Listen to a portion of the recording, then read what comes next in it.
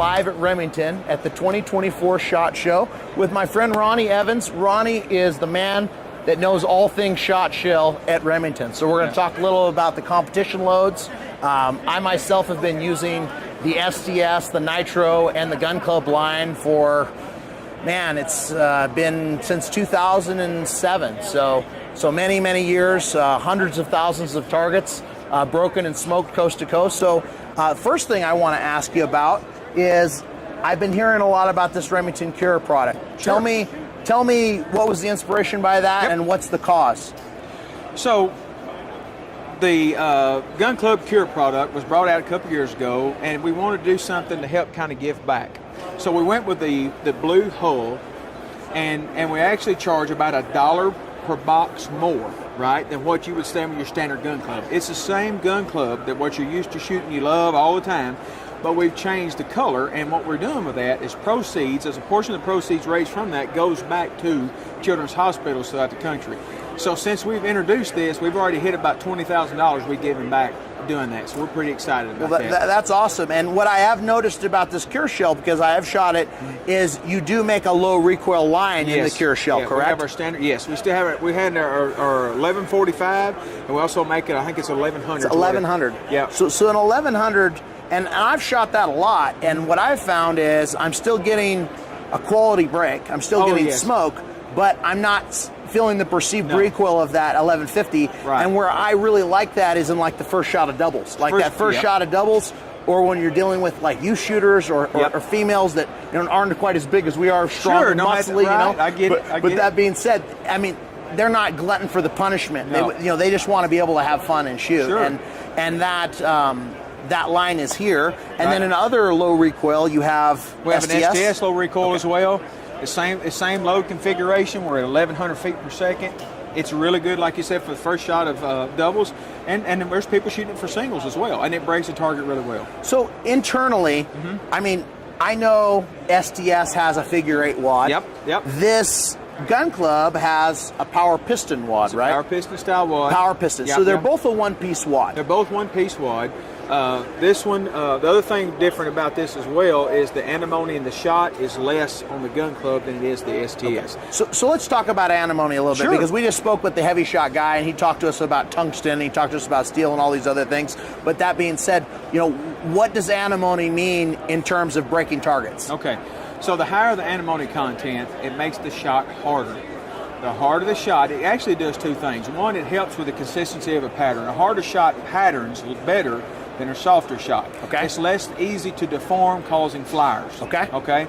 So that's one thing it does. The other thing it does, when it hits the clay target, it's like hitting it with a bigger hammer. Okay. Does that make sense? Yeah. So the harder the shot, the clay target gets hit harder with harder shot, it's going to break better. So if I'm understanding you correctly, lower antimony, a little bit softer shot. Yep. It's not going to hit it quite as hard. Right. And pushing through a barrel at those speeds, you might have some deformation you because could have. it's a little bit softer, so it's going to take a little bit more abuse. Exactly. The harder that antimony, the harder the shot, and the more uniform the patterns are going to be, the more knockdown power, the more smack. Now, does that have anything to do with weight, or does that just have to do with hardness? It's hardness. It's hardness. It's the same shot weights. It's just same amount of pellets in both situations. Right. It's just one's a little harder than the other. Yeah. Now, is there a point where it gets too hard and it goes the other way, or? Well, it gets to the point where you don't get any perceived benefit from it being harder. Point of diminishing return. Yes. Yeah. So what's that zone in your mind as a shell man? You can probably see a little bit of still some benefit at close to 8%. But once you get to that point, you're not really seeing much. So do you know what hardness, or are you allowed to say kind of what hardness is in here? 6%. So this is a 6. All of our STS and Nitro Sporting Clay, all our premier stuff has 6%. 6% antimony. Yep. And then how about a Gun Club line? That's 2%. 2%. 2% is the same stuff you see in our dove loads and our pheasant loads and things of that nature. Now when we're talking dove loads specifically, because I have a lot of friends that shoot birds, that lower antimony could potentially be a benefit because the pellet's going to deform into the bird, right? Because you want to transfer the energy to the bird, correct? Yes, that's exactly the harder the shot is going to pass through the bird, and it's going to cause them to bleed, but it's not going to deliver that. You want the transfer of energy. The transfer energy. You actually want it to deform. So when you're talking doves, Yep. 2% antimony is That's ideal. That's ideal. Because you're going to transfer that energy into the bird. But you're talking clay pigeons. The 6%. We want to turn them in. We want to Right. grind them and turn them into dirt. The 2% works. It does on clay targets. But this is premium line. The blender. This is what you want. This is what chews the target up. That makes a lot of sense. Yep. And you know, for me, when I have shot this gun club shell, it's been a lot at the close range games. Yes. So for me, if I'm gonna shoot it, I'm shooting it at singles and doubles. Yep. And I'm seeing the smoke ball, you know, Sure. and it's working really, really well. Yeah. But I got to tell you, at the 27-yard line, when I step it up, I grab the Nitro. That's it.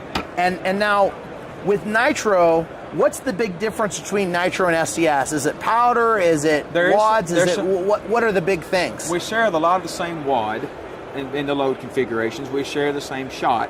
There's going to be some differences in powder because we are running at higher velocities, right? There's a small difference in the primer, but it's all about the powder primer combination that we're after on the velocities for this. That's the main difference. So you guys are tooling those primers based on the powder. So the consumer might see a gold primer in the back of the load, but the difference in the charge in that it's not the same. It's not the same because they're trying to burn at a different rate. So you guys have tailored those primers to those specific load recipes. That's right. That's exactly right. I'm learning more about shotgun shells than I ever knew today. So we've got 3 different shells: premium, yep, and entry level. It's entry level. Yep. Entry level, and with a good cost. Yes. So is there anything else we need to know, or is there anything else changing in the world of shot shell coming down the line in target shooting? I mean, have you guys talked about like the next advances or the things that? Well, you know what we've got such a really good product line here, and you don't want to ever rest on your laurels, but we're always looking at different load combinations, right? So like one of the things we did in our natural sporting clay line, we offered a 1 ounce 1290 this year that's new. 1 ounce 12 gauge 1290. It's really fast for your sporting clay shooters. It's got maybe those long crossers and things of that nature. But we're always looking and evaluating what's the load that our target shooters need, right?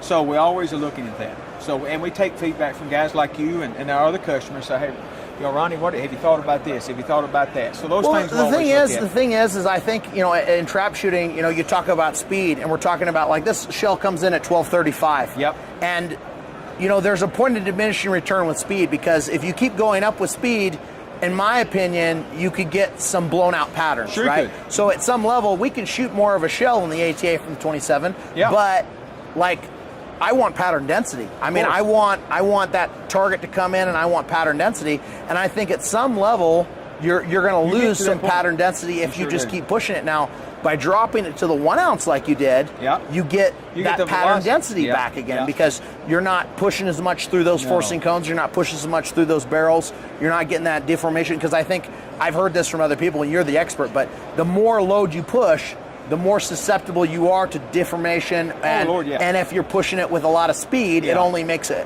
worse, right? You think if you've got a funnel, because that's what a forcing cone is, it's actually a funnel, and if I've got a quart of shot and try and run it through there, it'd be more time. If I took a pint and poured it through there, right, it'd fall out quicker. You got less in there, there's less bridging, there's less, so it flows through better. So that's how you're able to get the speed without having a blown out pattern. Now, just so their listeners can know, where are all these shells manufactured? Every one of these is manufactured in Lone Oak, Arkansas. It's a Remington plant. Okay. So everything's made in the USA? Everything's made in the American USA. employees right there in Lone Oak? Right in the middle of the country. And they're making them, are these all made on the same line? Or is there different lines for these machines than this? There's a few things a little bit different, but they're almost all identical equipment side by side. Yeah, and then we talk about like hull. Yep. This, I mean, you guys extrude your own holes, you make your own heads, you do all the other thing. Here we're dealing with steel head. Yep. And then here we're dealing with brass. Yep. But they're all one-piece holes. All one-piece holes. All one-piece holes. You'll see that there's some little corrugation on the gun club, right? What's that for?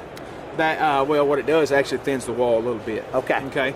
So it's about taking cost out, so we can, you know, for the help of the lower cost shell, right? Yeah.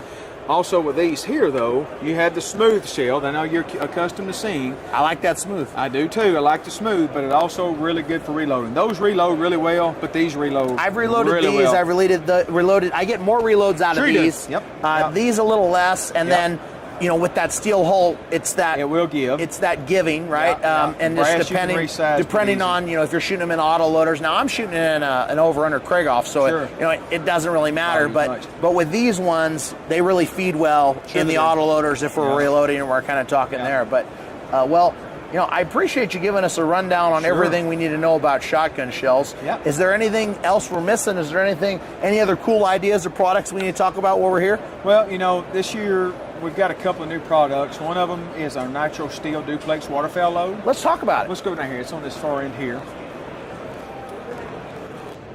So we just spoke with the guys over at Heavy Shot. Yep, So yep. So this is the Remington This is signature. a Remington signature new this year duplex. So let me say, when I say new, let me say this. Okay. Several years ago, we brought out a duplex load. This is when people talk about duplex, it's two sizes shot in one load. Okay. Right? Several years ago, we was the first ones to bring it out. At that point, Let's- keep going. At that point, the technology wasn't there where we was at. We was in the early to mid 90s. Okay. So as we go ahead and technology gets better, different wads, different powder burn rates, different primers, so we have evolved and we make a much better shotgun shell today than we did in 1992 to 96. Technology's there. So what we want to do was to really bring out a load that was really good for that guy who may be hunting ducks, but he has the opportunity for some geese. Okay. All right, and he's not worrying about different shell sizes. He's got one shell. He's got one shell that'll do it all. He's buying right? one shell. He's going to do it all. He's going out to hunt. Yes. Maybe some ducks. Maybe some geese. Whatever's there, right? Okay. So we have four different lines in this. We have a 2x6. Now, 6 shot is quite small for steel, but it patterns really well, and about 30 yards, it does really well in the gelatin. So it'll go 3 inches deep in the gelatin. So if I'm a teal hunter, Okay. that 2x6 is wonderful. Well, why do I need 2 shot? Well, if I'm hunting primarily teal or wood ducks, and I get a chance at a mallard, that 2 shot's going to be a lot nicer. Oh yeah, you right? want to knock that mallard down with the 2. Sure. So the 2x4 has got the best of both worlds in it as well. This one here, the 2 has got 2 and 4 shot as well. What's the mixture? Is it half and half? Half and half. Half and half. Ounce and a quarter, so you get 5/8 of each. Okay. Okay, so it's like having 2 shells in there. So now let's go back some more benefits of 2 sizes of shot together. One of the ways to improve, because steel's hard. Yeah. But to improve shot density or pattern density also is through really good buffering. Okay. And most time buffer is in some type of a plastic form. Okay. This is actually buffering itself. With shot. Shot to shot. I never would have thought that. Buffering with shot. Buffering with shot. So what we have really seen now, the 2x4s is in upper 70s to low 80 percentage at 40 yards and a 30-inch circle.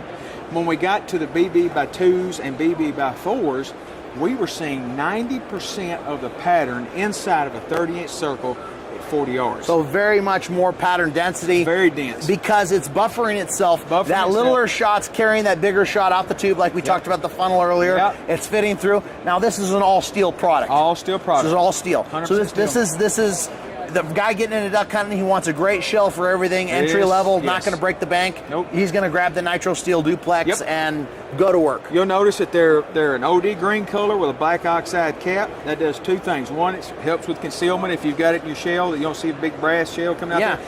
But also because we've oxidized that cap, it's less chance to rust. Oh, okay. So if you get it, it's a little more weather resistant. I might get them wet every once in a while. Well, if you're duck hunting, you're going to get them wet. I drop stuff. Yep. So these don't show up, but we actually have a good waterproofing. It's on the mouth, and we have a waterproofing on the primer as well. So, we understand what environments are going in. Okay. So then also this year we had our new Nitro pigeon load. This is exciting. Tell me about this. So I want to know. Nitro pigeon is some pretty cool stuff. This is for you guys, your pigeon shooter, or really I think another place this would be good for is your guy that goes to game preserves. Yeah. So you're going to game preserves, they're not extremely wild birds, right? You're shooting 1,230 feet per second, or 1,230, an ounce and a quarter. It's got the power piston wad in it, and it's 7.5, and like we talked about earlier, it's 2% antimony. So you're also got 2% antimony here, but you also get the benefit of the STS prime hull, our best hull that we make, a brass cap. I mean, it is the best of everything. So what wad is using in here? This is the power piston wad. So you use the power piston again because we need more room. Yeah. Right. We need more room because we're putting an ounce and a quarter in it. We're not putting an ounce and 1/8, so we're not using figure 8. Exactly. Okay. This is a 2% antimony, and like you said earlier, that lower antimony is going to get into the bird. Yep. It's going to transfer the energy. Yes. And it's going to drop the bird. Right there. So, I mean, there's a give and a take, right? Pattern density Yep. versus knockdown power. Yeah, exactly. But when we're talking knockdown power, that lower 50%. antimony is the way to go. Yeah.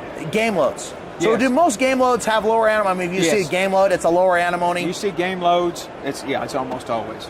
Okay. So this is for our guys that like to shoot pigeons maybe competitively, or Yes, sir. like That's pigeon hunters. perfect for that. Perfect for Yep. that. Okay. So are these out now? They are ready to be produced. We're taking orders. Okay. So you'll be Taking seeing them. You'll be seeing them soon. The Nitro pigeon is coming That's on its way. to a pigeon ring near you. Yes, sir. Okay. Well, Ronnie, you've Yes, been a sir. wealth of knowledge. Everyone Yep. knows you're the man. You've got all the info. I always appreciate seeing you and picking your brain. It's Yes, fun sir. seeing you at the Grand. It's fun seeing you here at SHOT Show. Yes, sir. We Yes, sir. appreciate you so Yes, much. sir. Enjoyed it. Thanks for Thank stopping you. by. Yes, We'll sir. talk soon. Yep. We'll see you.